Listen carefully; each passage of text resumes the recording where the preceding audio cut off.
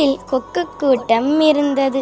அந்த கொக்கு கூட்டத்திலிருந்து ஒரு கொக்கு நினைத்தது, நம்மளுக்கு மட்டும் ஏன் ஒரு மீன் கூட கிடைக்கல, ஒரு சின்ன மீன் தான் கிடைக்குது, ஒரு பெரிய மீனா கிடைக்குதா என்று நினைத்தது.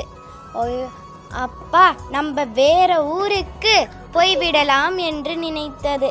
உடனே அதுவும் பறந்து பறந்து பறந்து சென்று ஒரு இடத்தில் அமர்ந்தால் ஒரே இருட்டாகிவிட்டது. இரவில் அதுக்கு தூக்கம் வந்தது.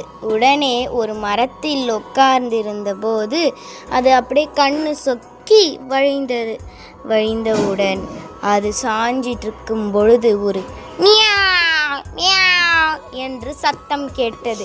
என்னவென்று பார்த்தால் காட்டுப்பூனை. எப்பாடி தப்பிச்சு போயிடலாம்ப்பா சாமி அப்படி என்று சொல்லிவிட்டு பறந்து வேற மரத்தில் போய் உட்கார்ந்து தூங்கிவிட்டது என்று தூங்கியது.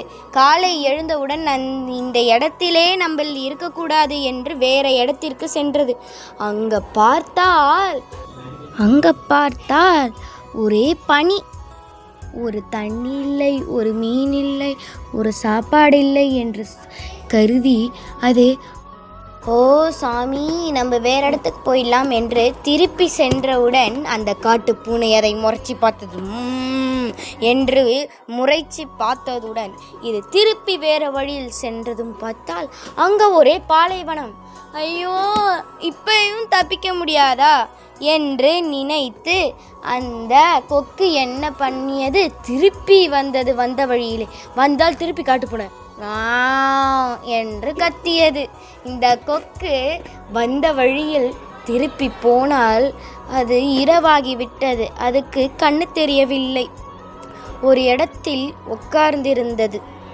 காலையில் எழுந்து பார்த்தால் ஒரே அதோடைய சத்தம் அதுக்கே கேட்குது. என்னவென்று பார்த்தால் அதோடைய கூட்டம்.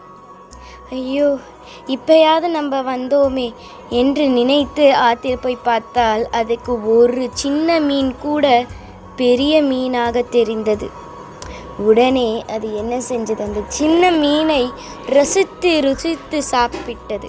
இது இந்த கதையிலிருந்து என்ன கருத்து என்னவென்றால், யார் எந்த ஊருக்கு சென்றாலும் அவர்களுடைய ஊருக்கே திரும்பி வருவதே இயற்கையாகும். அவர்கள் வருவார்கள், இயற்கை அவர்களை வரவைக்கும். வரவில்லை என்றால் அது இயற்கை அல்ல, இயற்கை வரவை